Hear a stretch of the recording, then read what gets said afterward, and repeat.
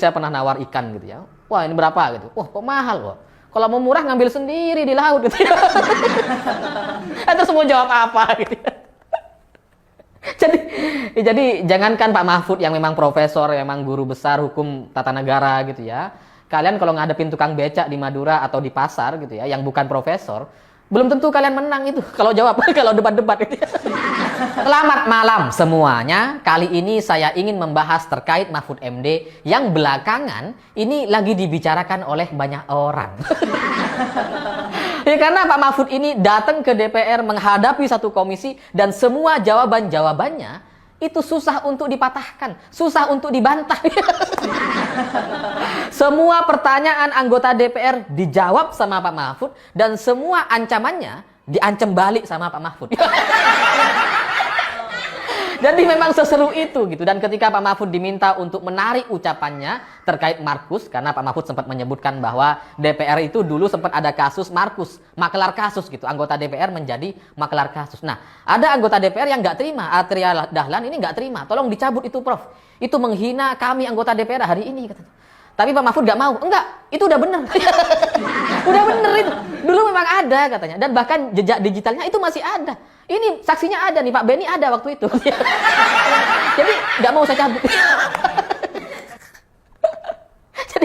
Jadi jawaban-jawaban Pak Mahfud ini menyenangkan sekali gitu ya. Menyenangkan banyak orang yang selama ini kayaknya memang nungguin DPR diajarin gitu. Diberikan pelajaran gitu. Karena ketika Pak Mahfud datang ke DPR, ini seperti seorang dosen yang datang ngajarin mahasiswa yang sebelumnya bolos atau nggak masuk kuliah. Dia ajarin satu-satu. Tapi sebagian lain mungkin banyak juga orang yang suka dengan Pak Mahfud gitu, yang dianggap tegas, berani, dan frontal sekali. Banyak orang yang suka dan kemudian menganggap bahwa Pak Mahfud ini layak untuk maju sebagai capres atau cawapres 2024 gitu. Dan bagi saya gitu ya, sebagai sesama orang Madura, sebagai tretan Madura gitu ya, saudara, ya saya juga ikut bangga dan senang dengan apa yang sudah dilakukan oleh Pak Mahfud di Indonesia ini. Meskipun di sisi lain gitu ya, sebenarnya gitu ya, dari kacamata sebagai sesama orang Madura gitu ya, apa yang dilakukan oleh Pak Mahfud itu normal. Artian banyak orang Madura yang memang karakternya kayak gini gitu. Yang frontal, berani, tanpa tedeng aling-aling. Tanpa basa-basi, langsung gas gitu ya. Itu banyak dan itu memang jadi karakter gitu. Banyak orang Madura yang karakternya mirip-mirip seperti Pak Mahfud MD ini. Dan ketika orang Madura itu sudah disenggol soal harga dirinya, dipertanyakan soal posisinya gitu ya, itu memang itu nggak bisa dikompromi gitu. Jadi kalau bagi masyarakat Madura gitu ya, kalau kita disinggung atau dipermasalahkan harga diri kita, dicemarkan nama baik kita, apapun konsekuensi dan resiko yang akan dihadapi, itu akan dihadapi gitu. Karena orang Madura itu nggak bisa ngawang-ngawang, nggak bisa ngambang.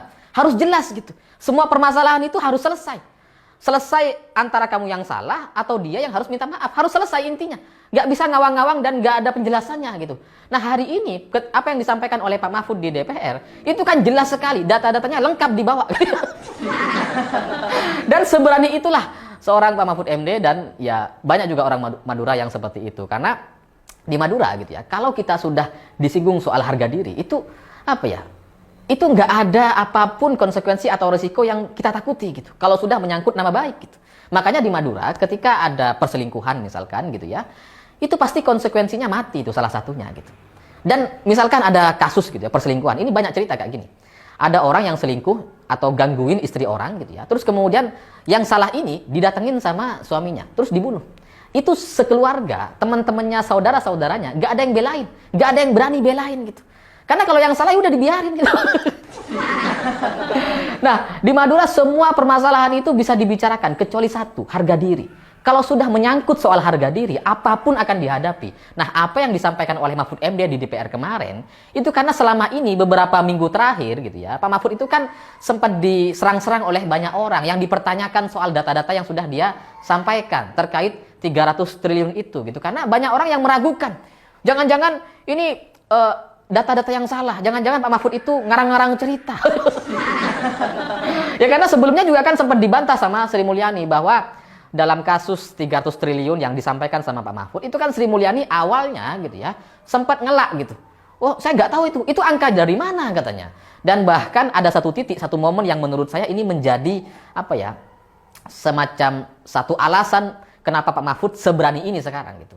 Karena ketika Sri Mulyani sempat membantah terkait angka nominal 300 triliun yang kemudian menurut dia dia nggak tahu angka itu dari mana. Terus kemudian kan sempat Ibu Sri Mulyani ini datang ke kantornya Pak Mahfud dan meminta, bukan ke kantornya, Pak Mahfud yang diundang ke Kementerian Keuangan kalau nggak salah gitu ya. Dan kemudian bertemu dengan Pak Mahfud dan menanyakan soal 300 triliun itu dari mana gitu.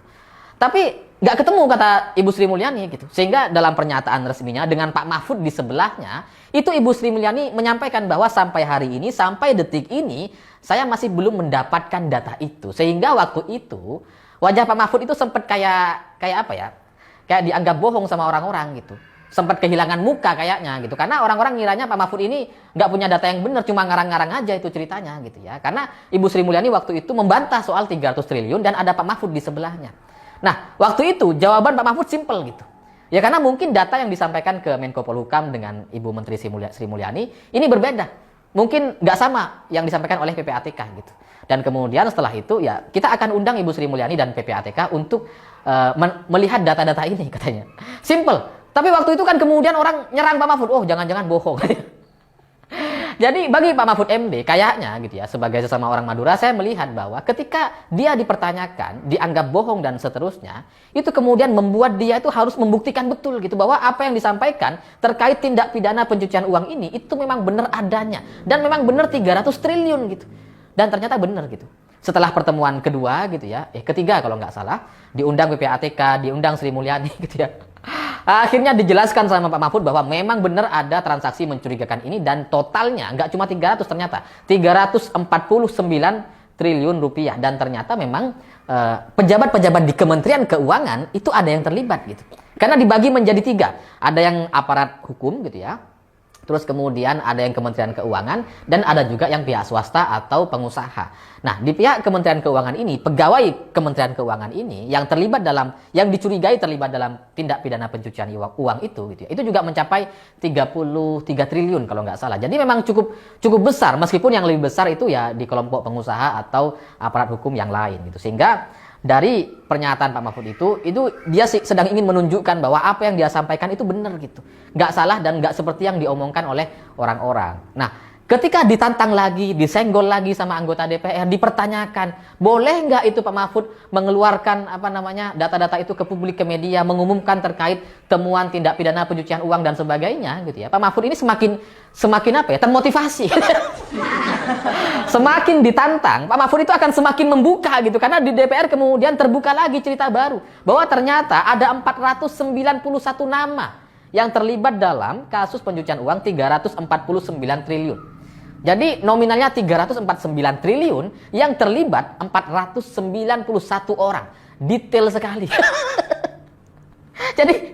Jadi bagi saya gitu ya, untuk 491 orang ini, kalau Pak Mahfud nggak mau membuka lebih detail lagi, ya sebaiknya kalian diem aja. Karena semakin ditantang, semakin ngebuka itu.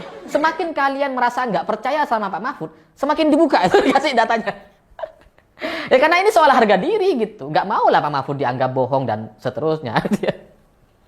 Ya tapi saya juga ngerti posisi Ibu Sri Mulyani itu agak berat karena ini kan soal kepercayaan gitu. Kalau orang nggak percaya dengan Kementerian Keuangan kan agak bahaya. Makanya kemudian posisinya emang agak susah gitu. Saya nggak mau menyalahkan Ibu Sri Mulyani yang menjelaskan dengan sangat detail, yang sangat runut dan dengan bahasa-bahasa yang kadang susah untuk kita pahami oleh masyarakat awam gitu ya. Karena memang menjaga keseimbangan ini gitu.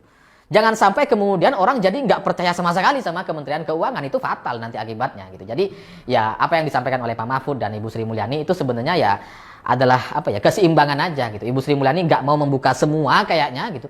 Karena kalau dibuka semua kayaknya bahaya nih. 491. Ya nggak tahu berapa orang yang di Kementerian Keuangan, bisa saja nggak semua Kementerian Keuangan gitu ya, ada yang aparat hukum dan pihak swasta. Tapi ya cukup banyak angka ini gitu, sehingga kalau di total 349 triliun total tindak pidana kemungkinan TPPU-nya gitu ya, itu kan artinya ada orang-orang seperti Rafael Alun berjumlah 491 orang. Sebanyak itu. Kebayang nggak itu gimana cara nyelesainnya? Jadi ya bagi saya apa yang disampaikan oleh Pak Mahfud hari ini itu karena kalian selama ini nantangin gitu, nggak percaya, akhirnya dibuka sekarang. Dan DPR itu menanyakan kan, sempat kayak menanyakan apakah Pak Mahfud ini punya niat tertentu gitu. Kenapa membuka data ini sekarang gitu ya? Kenapa nggak dari dulu-dulu?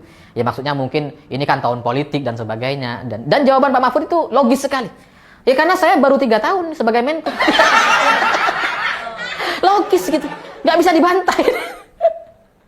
Terus Pak Mahfud juga dipertanyakan soal kewenangannya. Apa boleh Menko itu membuka data-data dari PPATK atau tindak pidana pencucian uang seperti ini katanya?